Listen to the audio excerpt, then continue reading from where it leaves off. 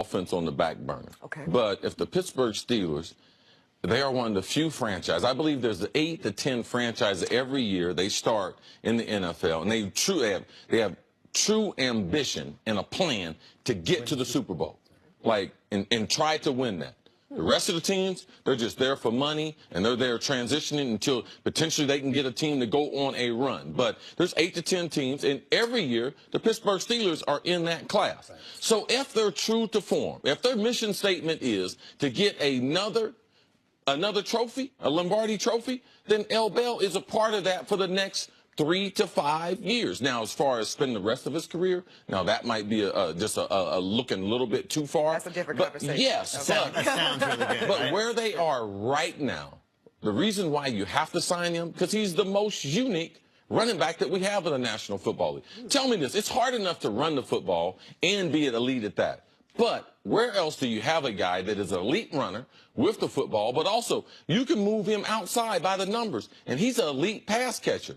We don't have that combination. If you look at the numbers that he's put up since he came into the league, drafted in 2013, yes, he is worthy to be the highest paid running back because he's been consistent, he's very, very unique, and if the Steelers and Ben Roethlisberger trying to get another Lombardi trophy, L. Bell is going to be a huge part of that. Look, there's no arguing that he's an incredible back. I mean, Todd Gurley would be the only guy, he's younger, maybe not as adept in terms of lining him out wide, but as effective inside the numbers, and he's very good catching the football.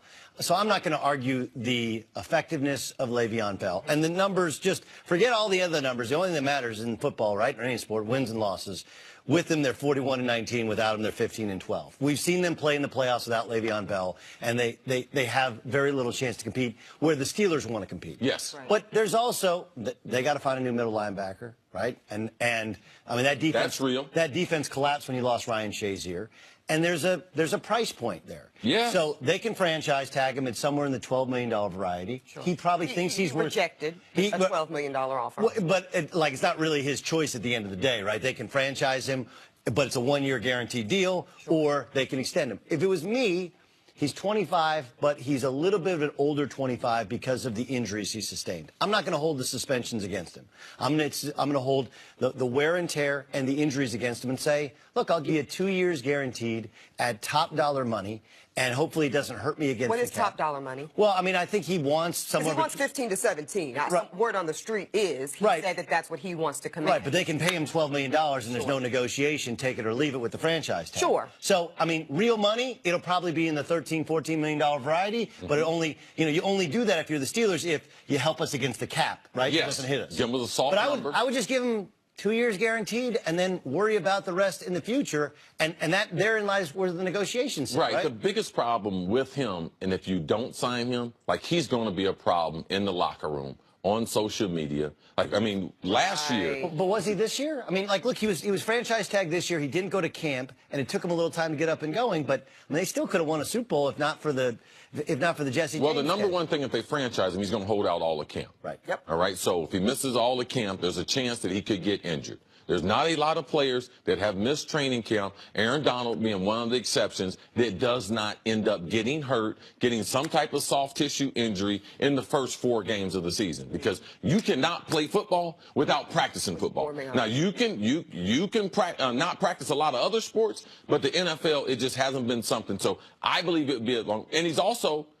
He's already upset that he hadn't gotten a long-term contract. So if we continue this, if he doesn't get a long-term deal, I believe that the Steelers are going to have to acquiesce to his demands because, man, they're in a window with Ben Roethlisberger, Mike Tomlin, Antonio Brown, that they have to win right now. Let me ask you this, Doug, since you want to be kind of the dating residential guru on the show this week.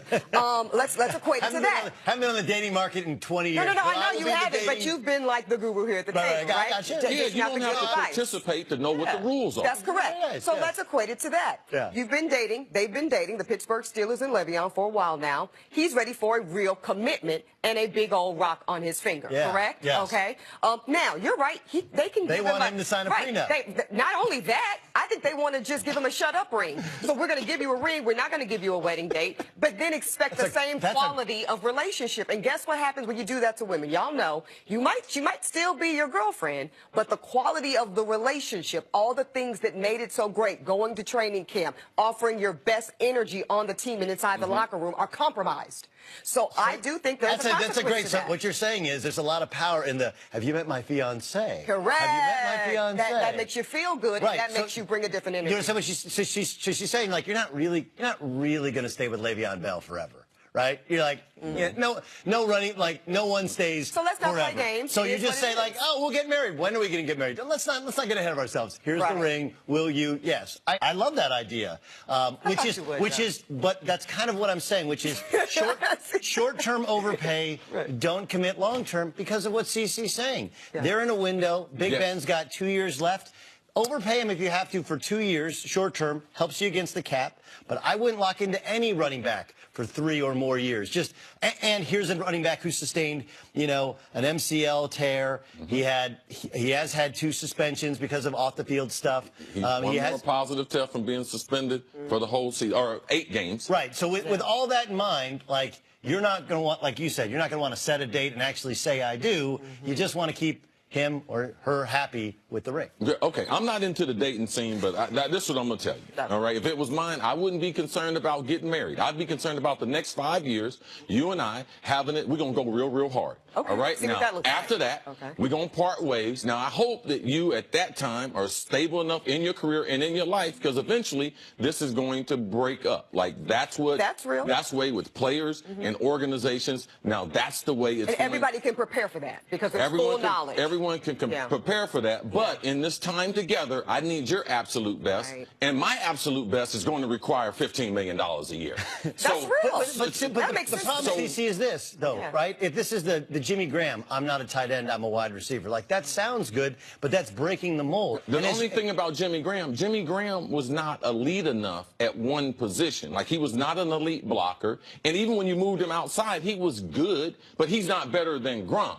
L. Bell's argument now is, man, I'm elite. I'm nasty. Between the tackles, you can put me in any formation. You can throw me out wide. I am a mismatch waiting to happen. So he has a better case than someone like Jimmy Graham, who's trying to get a salary outside of the position that he plays. He's like, I'm a slash. I'm not a running back, and I'm not a wide receiver. I understand, but the problem with that, one, breaking out of that mold, and NFL guys don't, especially the guys with the purse strings, don't like breaking out of that mold. And the second thing is, and this is probably what hurts him the most, is you look around the league and how many running backs, like in Kansas City, can you get in the 3rd round, the 4th round, and Penny? So I might not be able to replace you with one guy, but I can get 2 guys. I can get a vet, and then I can get a rookie, and they won't be Le'Veon Bell even together, but they'll cost me pennies on the dollar, and then I can replace Ryan Shazier. I can fix some of the other holes I have within the Pittsburgh Steelers defense, which got mashed by the Jacksonville Jaguars, and they lost in the playoffs. One thing, too, that we have to just put out there,